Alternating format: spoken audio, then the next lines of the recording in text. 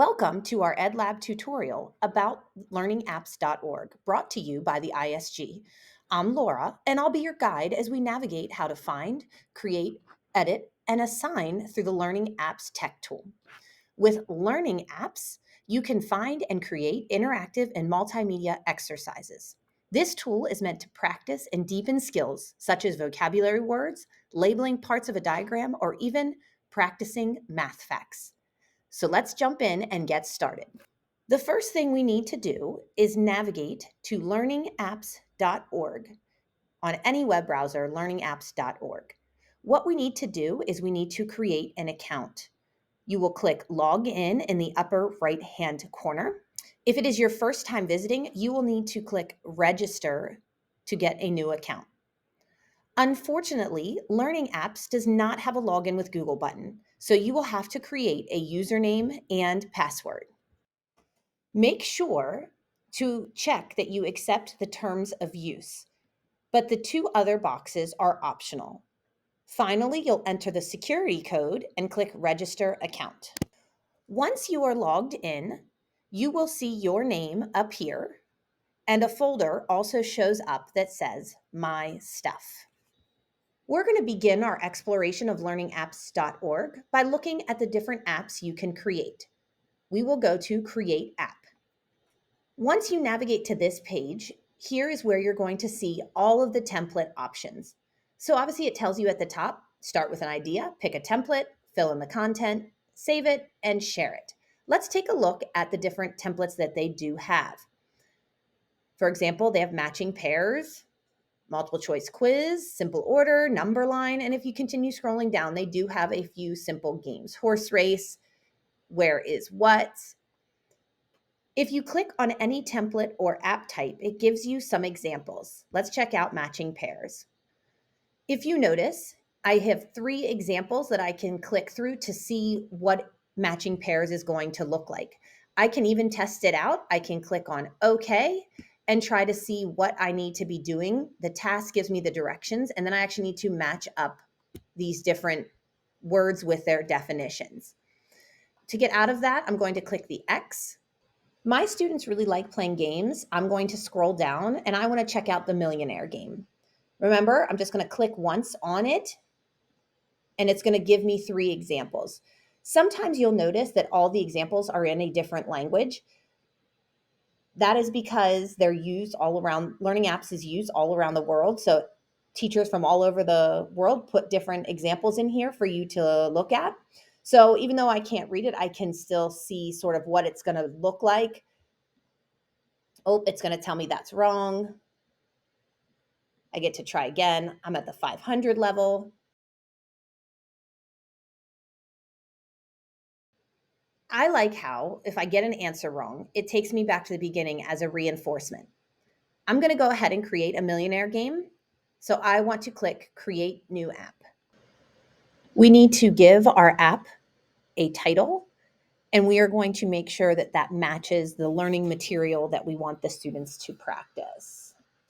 Once we enter an app title, we need to come down and give it a task description. This is going to be what is shown on startup. So this is going to be where you're going to enter your directions. I just wrote in, select the right answers to win $1 million. The next step is you need to enter in your questions that you want students to answer. If you notice, the first one is very easy, 500, and it gets harder as they go down. To enter the question, you're just going to click in the question box and type your question. Once you type in your question, you now need to type in correct answers and wrong answers. You want to make sure that you type your correct answer in the correct answer box. So you will continue creating all of your questions and all of your answers until you get down to the $1 million question. If you wanted to, you can always add a question if you want to make a level more difficult.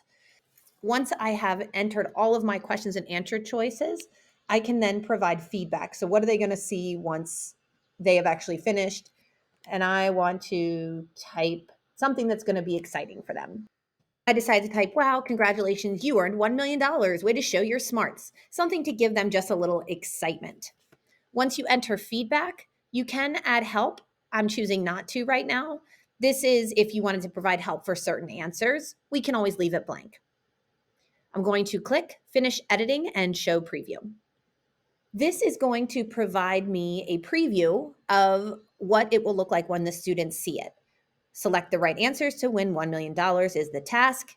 I would go through once just to make sure that all of your answers are working. If you notice, it bumps me up to 1,000. If I would get this wrong, watch what happens.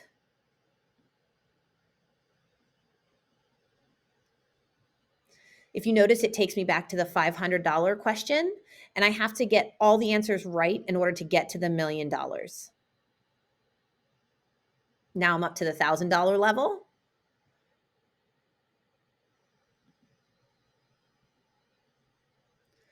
Once you have previewed and you know everything looks okay, I'm going to click Save App. If you realize you've made a mistake, you just click Edit again and it will take you back to the editing menu. I like what I see, so I'm going to click Save App.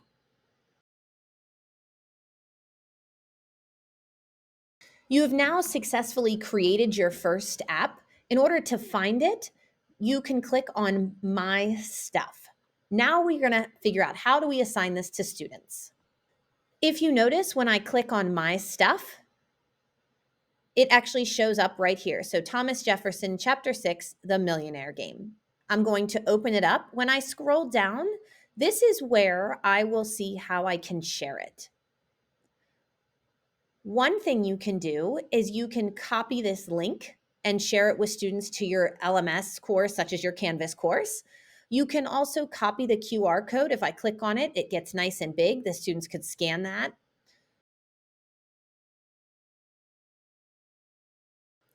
I can also embed it if you have a website that you want to put this in. I can copy the embed code, or I can share this with a colleague.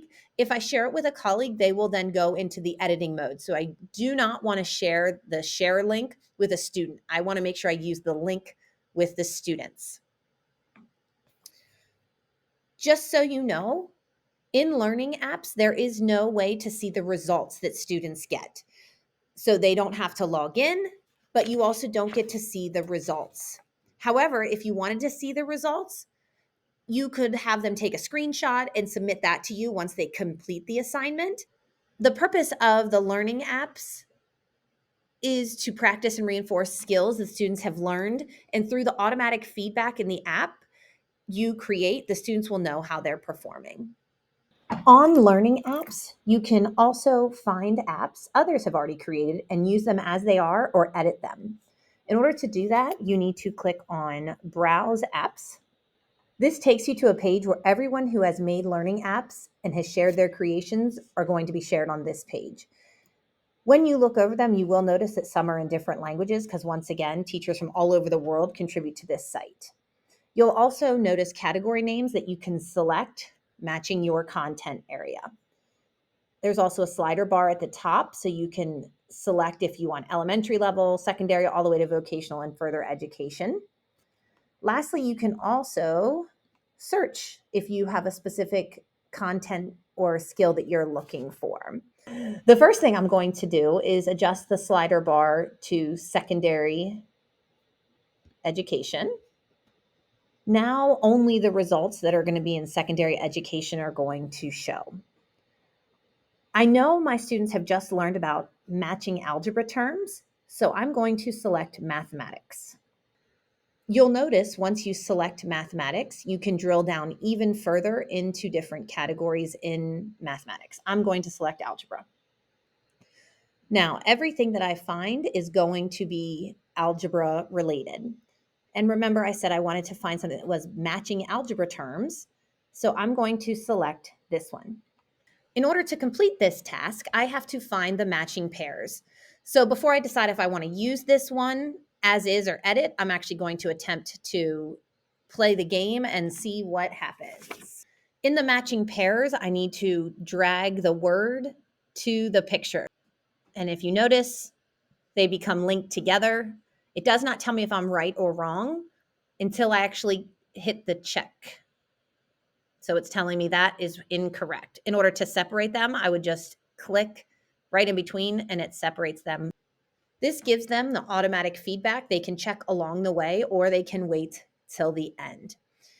After you look at it, you realize this is the one that you want, except there's a couple of terms or pictures that you're just not, that you just haven't taught yet.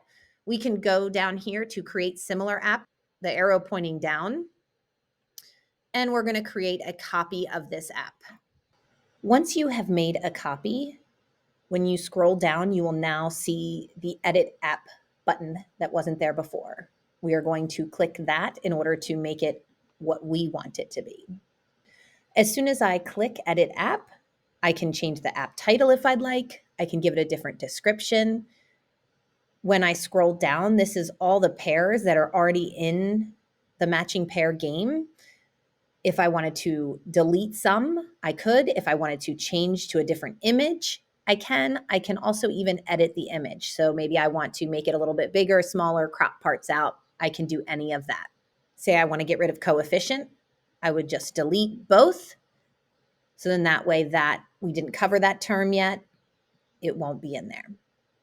As we continue to scroll down, you also have the option to add in some additional but wrong elements. This is where you can select if you want the matching pairs to disappear instead of having them hit the checkbox. You can also change what feedback they get at the very end. When you are finished with all of your editing, we're going to click Save App. Once again, when you scroll down, if you were ready to share this with your students, you will copy this link and you can post it to your Canvas course. You also have the option of giving them the QR code. And then it's no different than if you've just created it on your own. And there you have it, folks. Learning apps from creating to editing and even being able to borrow somebody else's. I'm Laura from the ISG signing off. Have a great day.